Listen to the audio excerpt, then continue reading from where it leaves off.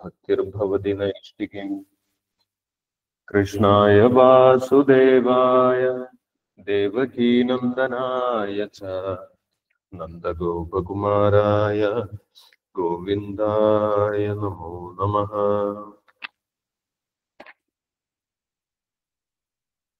ഹരേ കൃഷ്ണ. ശ്രീമദ് ഭാഗവതം പഞ്ചമസ്കന്ധം 6-ാമത്തെ അധ്യായം അവസാനത്തെ ശ്ലോകവും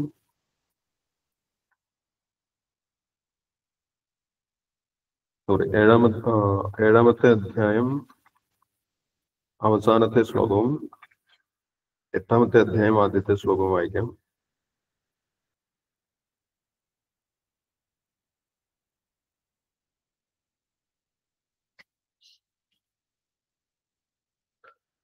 പരോരചാ സവിതുർജാതവേദോ ദേവസ്യ ഭർഗോ മനസേദം ജജാന സുരേതസാദാ പുനരാവിശ്യ ജഷ്ടേ ഹംസം കൃധാനം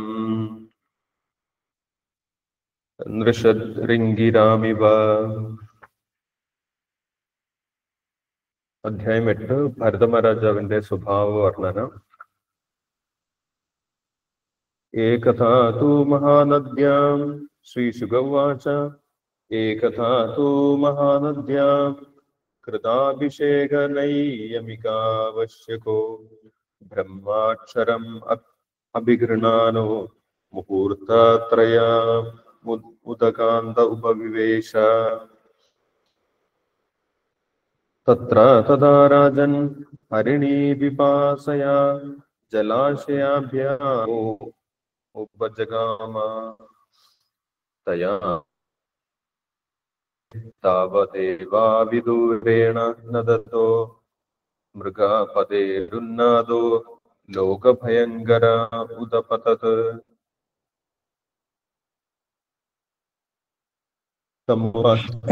മൃഗവധൂ പ്രകൃതി വിക്ലവാ ചകിത നിരീക്ഷണ സുതരാമപി ഹരിഭയാഭിനിവേശ വ്യഗ്രഹൃദയാ പാരിപ്ലവ ഭയാത് സഹസൈവോച്ചക്രാമ. വിവർത്തനം വായിച്ചോളൂ. ഹരേ കൃഷ്ണ. ഹരേ കൃഷ്ണ പ്രഭുജി. ശിവരാമൻ പ്രഭുജി വായിച്ചു. ഹരേ കൃഷ്ണ. അധ്യായം 7 ശ്ലോകം 14. ഹരേ കൃഷ്ണ. നമോ ഭഗവതേ വാസുദേവായ. പരോരചാം സവിദുർജാതവേദോ ദേവസ്യ ഭർഗോ മനസ്സൈധം ജജാന സുരേദ സാ അഥാം പുനരാവിശാം ജശ്രേയം സഗൃധ്രാണാം നഷദ് ദൃഢം ഗിരാം. വിവർത്തനം. പരമദിവ്യോത്തമ പുരുഷനായ ഭഗവാൻ വിശുദ്ധ സത്വത്തിൽ സ്ഥിതി ചെയ്യുന്നു. അദ്ദേഹം ഈ ലോകത്തെ മുഴുവൻ പ്രകാശിപ്പിക്കുകയും അദ്ദേഹത്തിന്റെ ഭക്തന്മാർക്കുമേൽ എല്ലാ അനുഗ്രഹങ്ങളും ചൊരിയുകയും ചെയ്യുന്നു.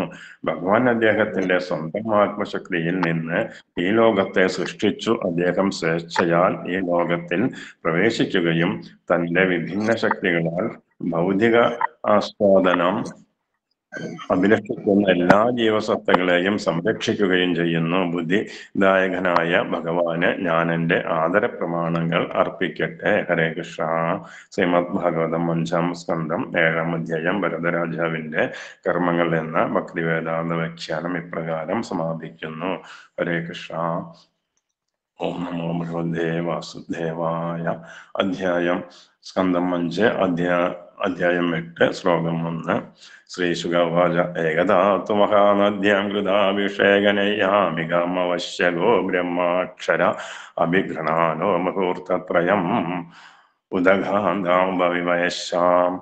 വിവർത്തനം. ശ്രീ ശുകദേവ ഗോസ്വാമി തുടർന്നു. ഒരു ദിവസം രാവിലെ ഭരതമഹാരാജാവ് പ്രഭാതകൃത്യങ്ങളായ മലമൂത്ര വിസർജനം, പല്ലുതേപ്പും സ്നാനവും കഴിഞ്ഞ് ഗാണ്ഡകീ നദിയുടെ കരയിൽ ഇരുന്ന് തന്റെ പതിവ് മന്ത്രജപം ഓംകാരത്തിൽ ആരംഭിച്ച് ഏതാനും നിമിഷം തുടർന്നു.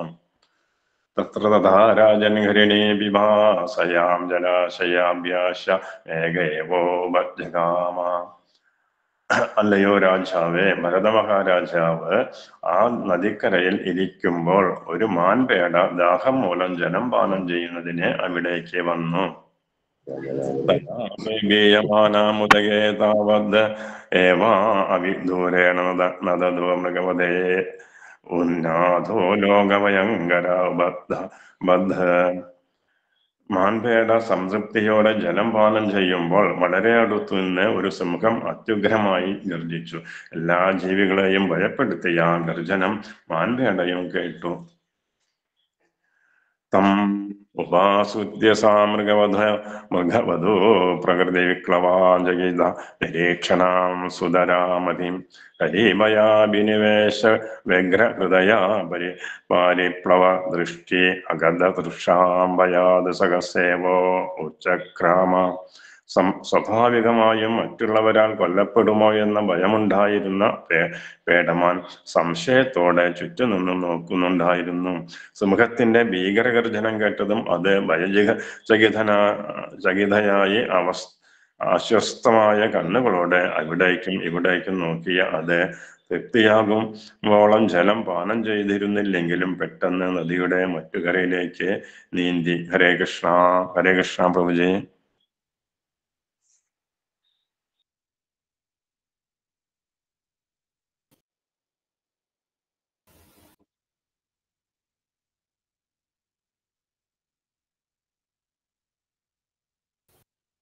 ഹരേ കൃഷ്ണ. Thank you Sreeraman പ്രഭുജി. ഹരേ കൃഷ്ണ. അപ്പോൾ ഈ അധ്യായത്തിൽ ഋഷഭ ഭഗവാന്റെ പുത്രനായിട്ടുള്ള ഭരത മഹാരാജാവിന്റെ കർമ്മങ്ങളെ വളരെ ചുരുക്കി പറഞ്ഞിട്ടുണ്ടായിരുന്നു. ഋഷഭദേവന് ശേഷം ഭരത മഹാരാജാവാണ് രാജ്യം ഭരിച്ചിരുന്നത്. തന്റെ പിതാമഹന്മാർ എങ്ങനെയാണോ പ്രജകളെ വാത്സല്യപൂർവം പിതാവ് മക്കളെ നോക്കിയിരുന്നത് പോലെ രാജ്യം ഭരിച്ചിരുന്നത്, അതേപോലെ തന്നെ ഭരത മഹാരാജാവും രാജ്യം ഭരിച്ചു. ധാർമ്മികമായിട്ട് അവരെ ഉയർത്തുന്നതിന് വേണ്ടി ധാരാളം യജ്ഞങ്ങൾ അദ്ദേഹം ചെയ്തിട്ടുണ്ടായിരുന്നു. അദ്ദേഹം ചെയ്ത യജ്ഞങ്ങളുടെ പേരുകളൊക്കെ നമ്മൾ വായിച്ചിട്ടുണ്ടായിരുന്നു. എല്ലാ യജ്ഞങ്ങൾ ചെയ്യുന്ന സമയത്തും അത് ദേവന്മാർക്ക് വേണ്ടിയുള്ള യജ്ഞങ്ങളാണെങ്കിൽ പോലും ഭരത മഹാരാജാവ് ഇതെല്ലാം ഞാൻ ഭഗവാൻ വാസുദേവന് സമർപ്പിക്കുന്നു എന്നുള്ള ഭാവത്തിൽ എല്ലാ പ്രവൃത്തികളും ഭഗവാന് സമർപ്പിച്ചുകൊണ്ട് അദ്ദേഹം ചെയ്തിട്ടുണ്ടായിരുന്നു. അങ്ങനെ അനേകായിരം വർഷം, 1000 × 10,000 വർഷമാണ് അദ്ദേഹത്തിന്റെ ഭരണകാലം എന്ന് നമ്മൾ കണ്ടു. അതിനുശേഷം അദ്ദേഹത്തിന്റെ പുത്രന്മാരെ രാജ്യഭാരം ഏൽപ്പിച്ചുകൊണ്ട് അദ്ദേഹം പുലഹാശ്രമത്തിലേക്ക് പോയി എന്ന് പറയുന്നത്. ആ പുലഹാശ്രമത്തിന്റെ പ്രത്യേകതകളെ കുറിച്ചൊക്കെ പറഞ്ഞിട്ടുണ്ടായിരുന്നു. അവിടെ ഭഗവാന്റെ സാന്നിധ്യം ഭക്തന്മാർക്ക് നേരിട്ട് അനുഭവിക്കാൻ സാധിക്കും.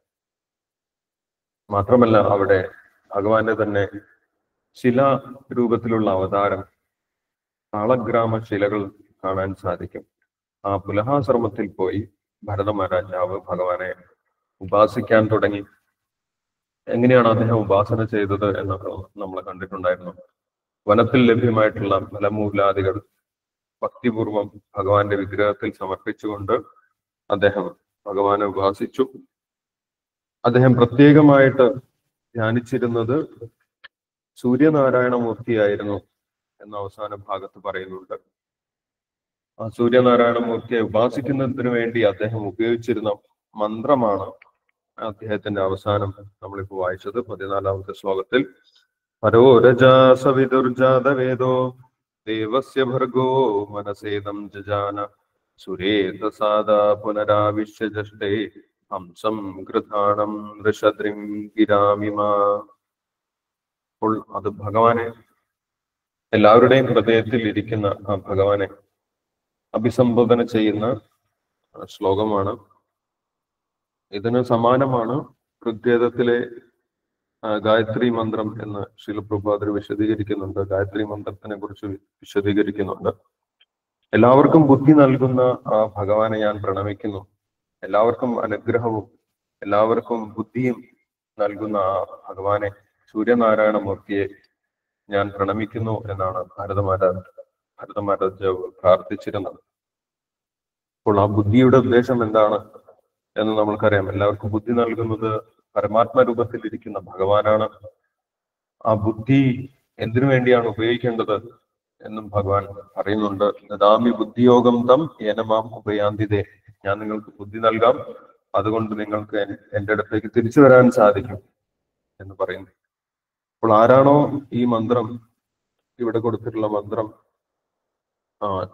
ജപിച്ച് സൂര്യനാരായണനെ, സൂര്യന്റെ ഉള്ളിലും താമര മലരിൽ ഇരിക്കുന്ന നാരായണമൂർത്തി ഉണ്ട് എന്നാണ് പറയുന്നത്.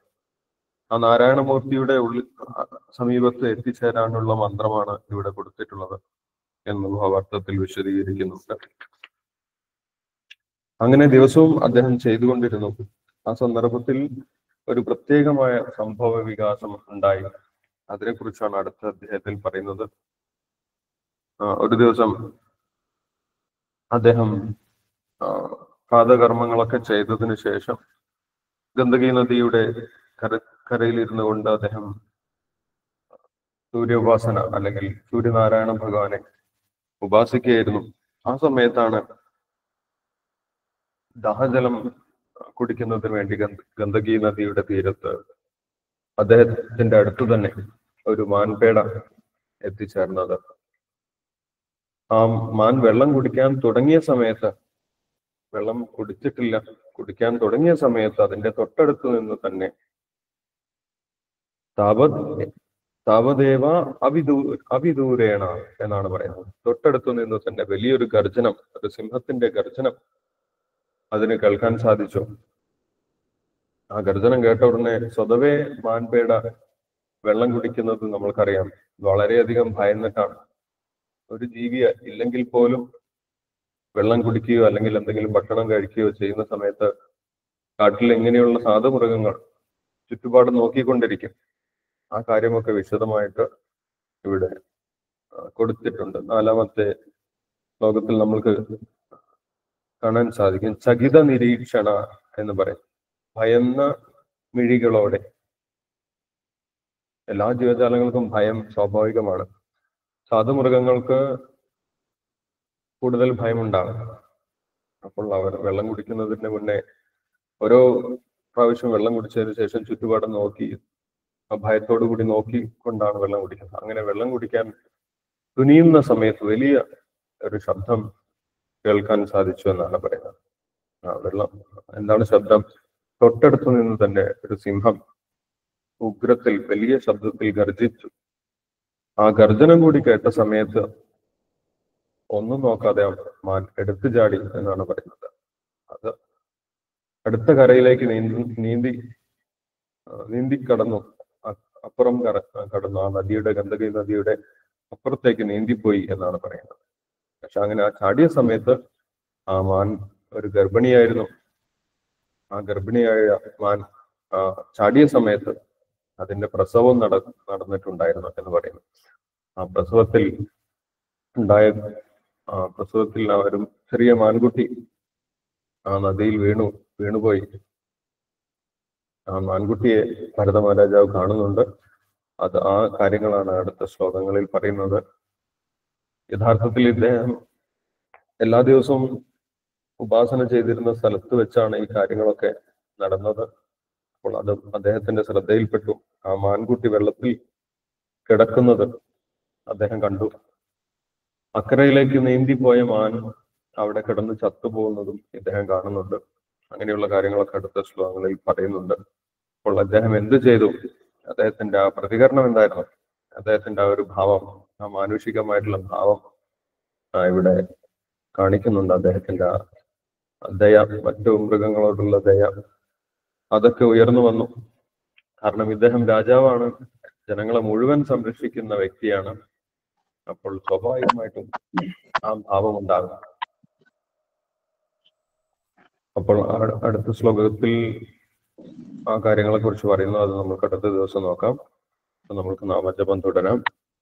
ഹരേ കൃഷ്ണ. ഹരേ കൃഷ്ണ. ഹരേ ജയ ശ്രീകൃഷ്ണ ചൈതന്യ പ്രഭു നിത്യാനന്ദ ശ്രീ അദ്വൈത ഗദാധര ശ്രീവാസാദി ഗൗരഭക്തവൃന്ദ. ഹരേ കൃഷ്ണ പ്രഭുജി ഹരേ കൃഷ്ണ. ജയ ശ്രീകൃഷ്ണ ചൈതന്യ പ്രഭു നിത്യാനന്ദ ശ്രീ അദ്വൈത ഗദാധര ശ്രീവാസാദി ഗൗരഭക്ത വൃന്ദ. ഹരേ കൃഷ്ണ.